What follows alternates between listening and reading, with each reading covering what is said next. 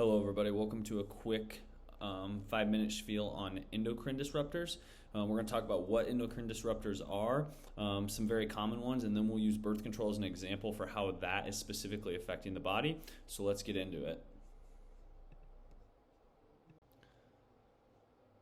So endocrine disruptors are chemicals. They can be natural or man-made that are going to mimic or interfere with the body's hormones.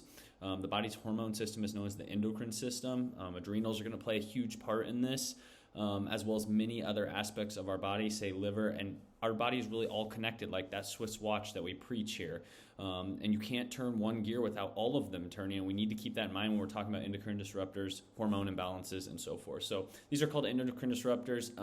These chemicals are linked to developmental issues, reproductive issues, brain, immune, and other problems. You can see how they're all connected. In that picture, you can see too, you have the female reproductive, hypothalamus, thyroid, adrenals, male reproductive. So it's all going to be connected together.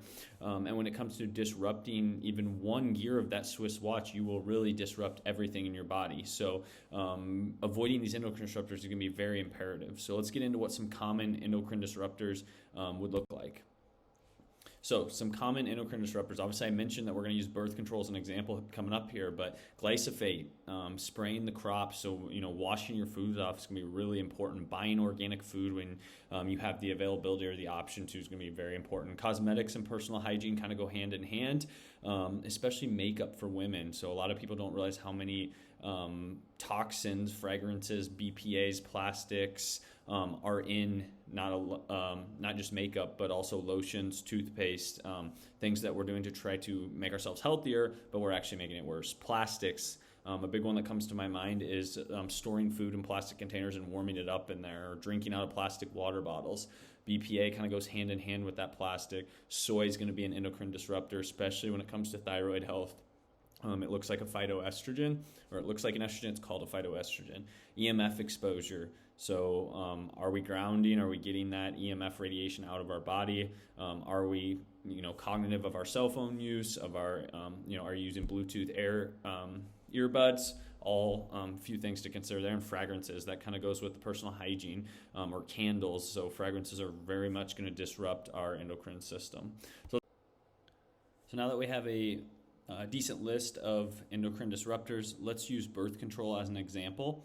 So we'll start with how birth control works. So I know there's obviously pills, IUDs, there's different forms of birth control, but the general concept of all of them is either going to work one of a few ways. It's either going to change your uterus lining, change the vaginal mucus, kill sperm, and obviously it's going to prevent ovulation because you have to ovulate if you want to get pregnant. Now, when it comes to manipulating these hormones, the endocrine system does not come without side effects, right? You can see from increased cancer risk, hair loss, acne, PMS, migraines, nausea. The list really goes on and on because we are manipulating that endocrine system. So we'll use birth control as an example here. So let's get into why the way that these endocrine disruptors work is an issue.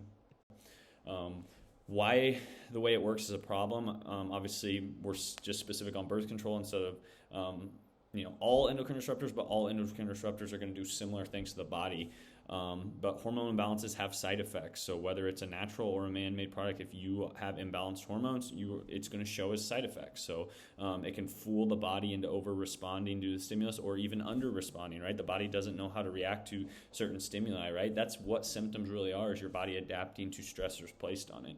It's going to affect the immune system. So if you're using a lot of endocrine disruptors, it could suppress your immune system, and your immune system may not be able to fight things off that it should be able to. So we do not want to be suppressing that immune system. We want to have good balance.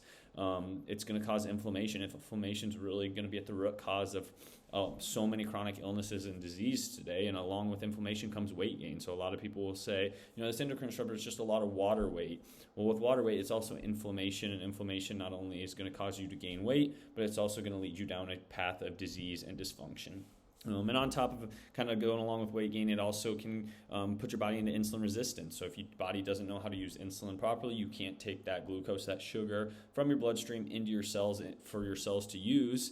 And when you become more resistant, eventually down the road, you could even become diabetic. So that's why the way it works is a problem. And then Lastly, when we're talking about birth control or endocrine disruptors, eventually we have to get them out of the body. So what can we do to work on detoxing them out? Number one thing is get tested, right? See how your body's functioning, see how you can improve the function of your body versus just maybe what pathology you have, because we want to gain function. We want that Swiss watch to work nicely together and turn on all cylinders. So reduce your endocrine disruptors.